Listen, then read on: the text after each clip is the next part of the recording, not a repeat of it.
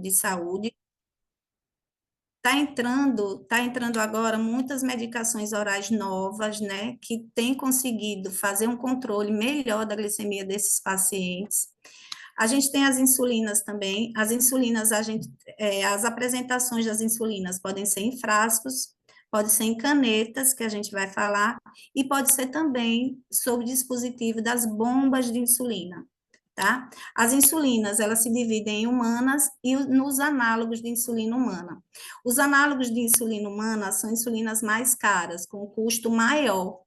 Alguns deles, alguns e que fazem um controle melhor da glicemia do paciente, só que nem todos estão disponíveis para uso.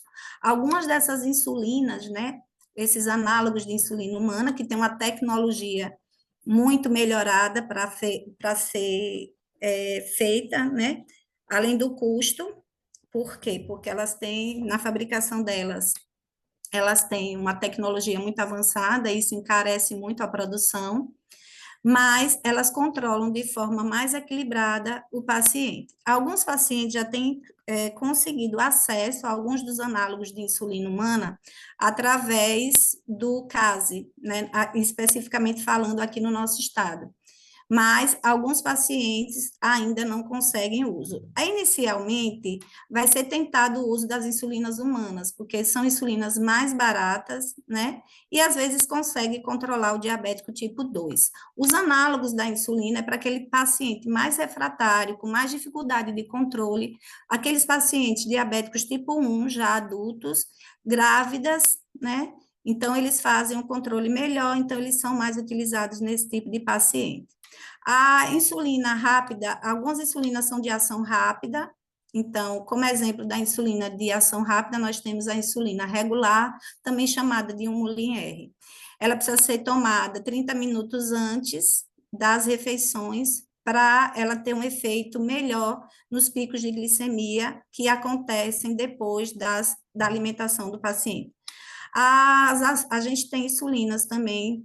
A insulina rápida, regular, desculpe, rápida, ela é uma insulina humana. Esqueci de falar que as insulinas humanas, elas foram produzidas a partir de 1970, então a gente já trabalha com as insulinas humanas há bastante tempo. Já os análogos de insulina humana, eles começaram a ser produzidos na década de 90, e a gente aqui só tivemos o acesso após os anos 2000.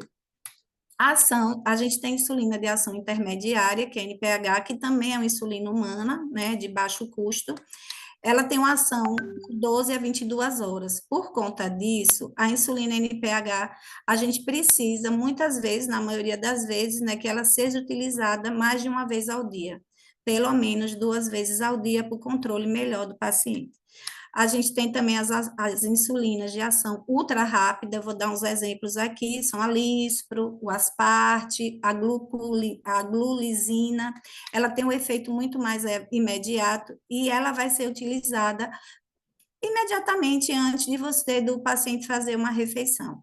Elas controlam melhor, ela é um análogo de insulina humana, tá? E elas controlam melhor a glicemia do paciente, daqueles pacientes tipo 1, porque os pacientes de tipo 1, geralmente, eles fazem 4 verificações de glicemia ao dia, se eles não tiverem o dispositivo que eu falei anteriormente, né? E eles também utilizam pelo menos de 3 a 4 vezes ao dia, já que eles são insulino-dependentes à insulina. Encontramos também a ação, insulina de ação lenta ou prolongada, alguns exemplos são a detemia, a glargina, a degluteca. Essas insulinas, ela tem uma vida média no organismo do paciente de 24 a 30 horas, então o paciente não precisa fazer, geralmente ele não precisa fazer mais de uma utilização ao dia, porque ela cobre todo dia e mais um pouquinho, então é bom que o paciente só vai fazer uso uma vez ao dia, ele não vai estar sendo, se ele utilizar as lancetas, o glicosímetro, ele não vai estar fazendo, furando o dedo mais de uma vez, né? Então, são insulinas bem interessantes para se utilizar. Pode passar, por favor? E aí a gente passou, graças a Deus, né? Muitos pacientes hoje passaram do frasquinho de insulina, né? Porque as insulinas, como eu falei, elas podem ser utilizadas, né? O frasco de insulina, as canetas, nós temos vários tipos de canetas, a depender do tipo realmente de insulina que vai ser utilizado. Então, foi um grande avanço no cuidado do paciente diabético, a passagem da utilização, que a gente precisava do frasco, da seringa, da agulha, e agora o paciente tem a caneta, que a insulina está pronta ali, com mais facilidade, inclusive nos pacientes com dificuldade visual, eles têm um mostrador aqui, ó, que coloca o valor da unidade de insulina que eles vão utilizar, então para o paciente é muito mais fácil. Ainda assim, tem pacientes que não gostam de utilizar a caneta, têm uma dificuldade de se adaptar, mas é muito mais fácil o manuseio e a utilização da caneta do que do frasco. Pode passar?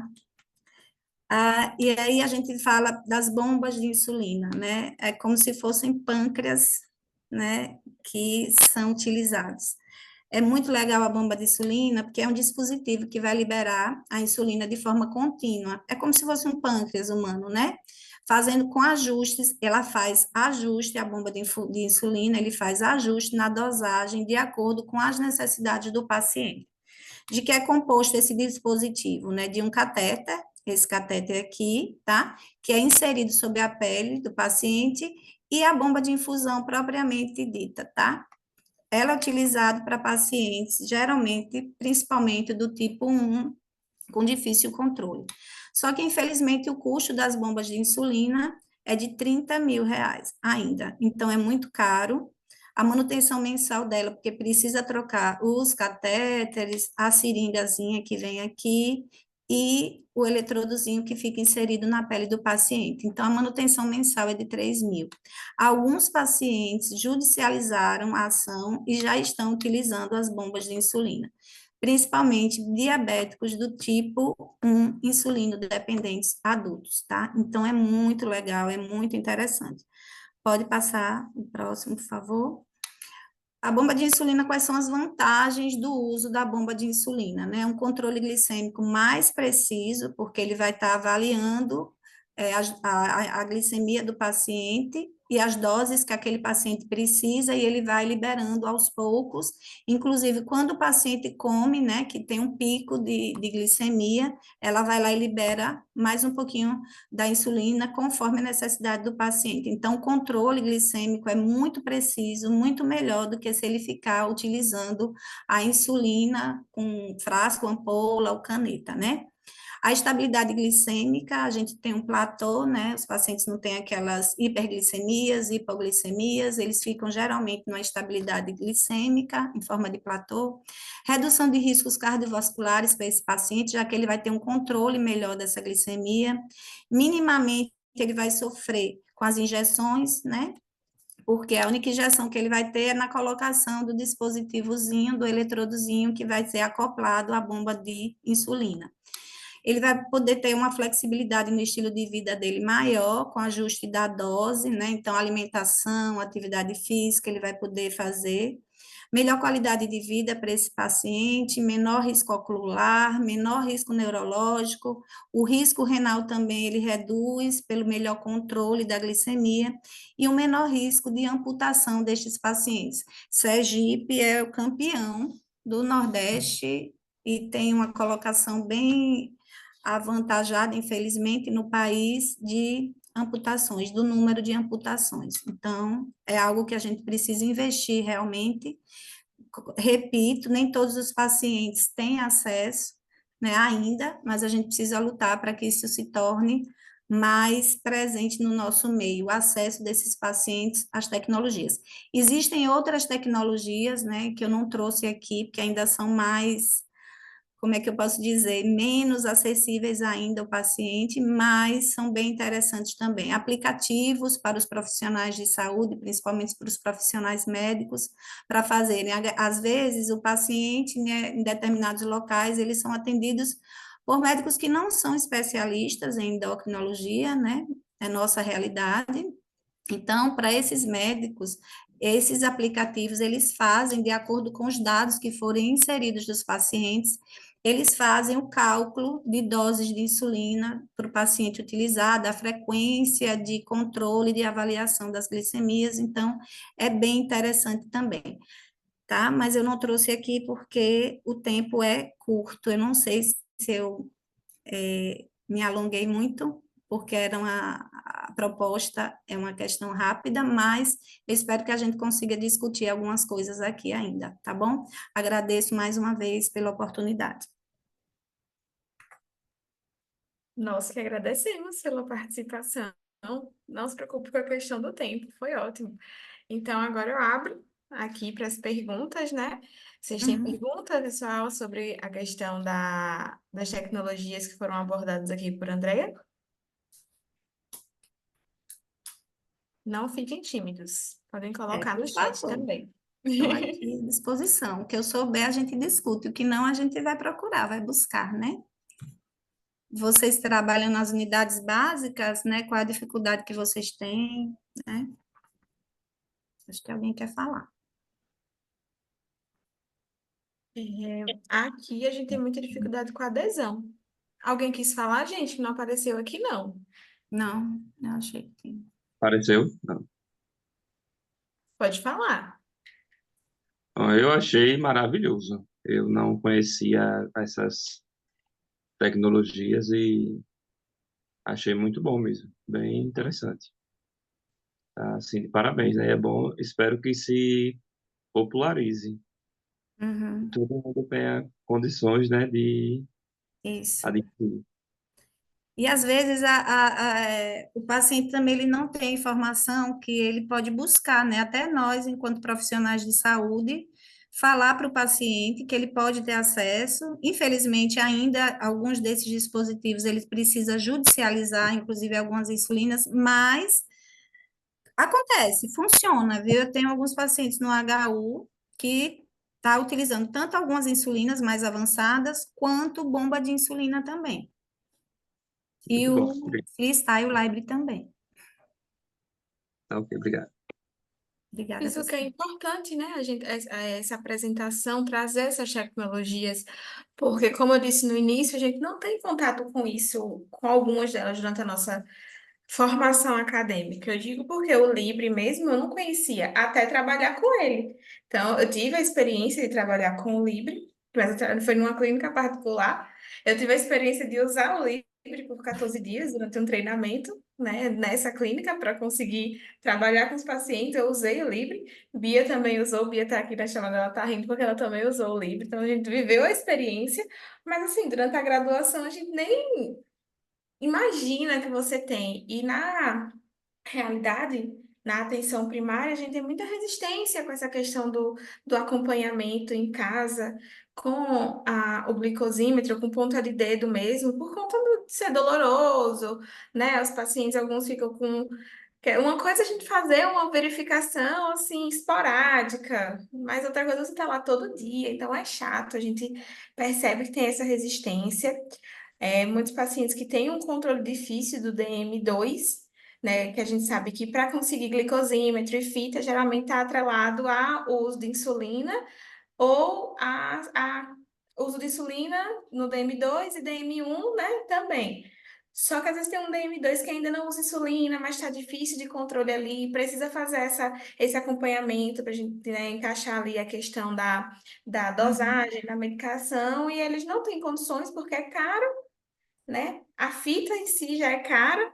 O É. glicosímetro, que é uma realidade tão mais próxima, como o Jefferson colocou aqui, vão lá na unidade para fazer, né? E muitas vezes eles criam uma resistência muito grande. E se a gente tivesse o acesso, nossa, um livre, imagina o sonho. Se a gente pudesse ter acesso a esses pacientes com o livre ali, verificando, acompanhando em tempo real, maravilhoso. E o próprio paciente instala o sensor, né? Você que já Sim. colocou, eles dizem que é praticamente indolor, né? É, Eu, a não sei, colocação. não É, sei nada. não sente nada. É. Eles colocam, ah, André, eu não sinto nada, coloco sozinho já. É claro que tem alguns pacientes que são mais esclarecidos, mais fáceis da gente, né, conversar, discutir, mas eles referem que não sentem nada, né? É mais o Então, susto. legal. Porque na hora que você É. coloca, é como se fosse um é como se fosse um carinho. Você Grampinho, né? coloca ali, né?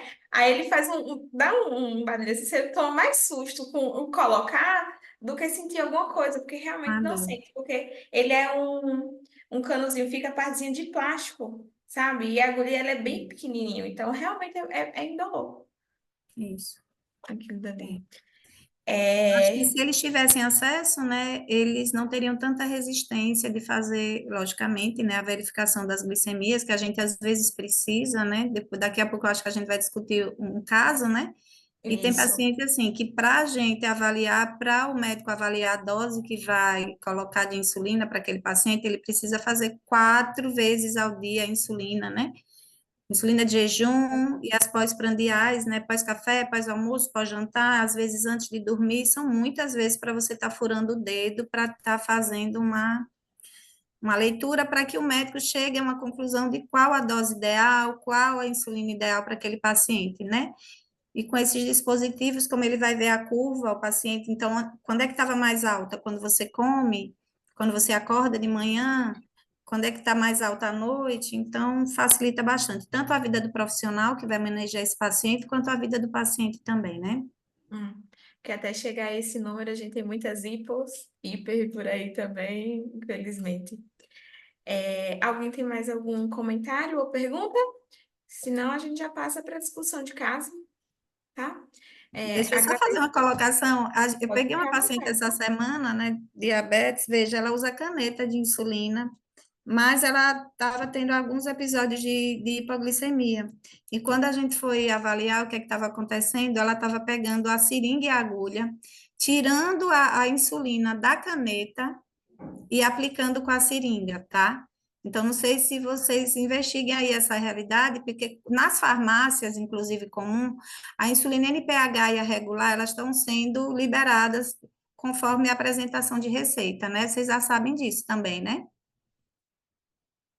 Na própria farmácia, nas farmácias mesmo que a gente compra nossos medicamentos. Então, e aí o que é que acontece? As canetas, elas têm uma concentração e uma dosagem ali no dosador que é de acordo com a caneta. Quando você passa da caneta para a seringa, a concentração ela vai estar modificada e às vezes a paciente vai estar pegando mais insulina, mesmo colocando a mesma unidade, tá? Então, ela pode ter uma dosagem maior, levando a picos de hipoglicemia, ou ela pode estar pegando uma dosagem menor e fazendo e tendo picos de hiperglicemia, mesmo utilizando a insulina, tá? Então, fiquem atentos aí, porque às vezes a paciente disse o seguinte, eu acho que eu aplico e eu não sinto que a insulina entrou. As canetas, as agulhas são mais finas, menos dolorosas, né, na hora da aplicação. Então, a paciente achava que não estava introduzindo corretamente com a caneta e recorreu à seringa, porque ela achava. Então, ela achou melhor sentir dor, né, na cabeça dela, porque ela achava que estava entrando realmente a dose de insulina que ela precisava, tá? É o hábito, né? Já estava É, acostumada e acontece isso. é. Perfeito, é muito importante que a gente encontra isso. A gente acha que não é uma realidade, mas, nossa, é muito mais comum do que a gente imagina acontecer isso na atenção, da gente receber esses casos na atenção primária. Perfeito, muito obrigada, Andréia. Seguindo com a nossa programação, a gente vai discutir agora o caso. A apresentadora de casos de Renata, né? Renata é enfermeira, trabalha na atenção primária de Aracaju.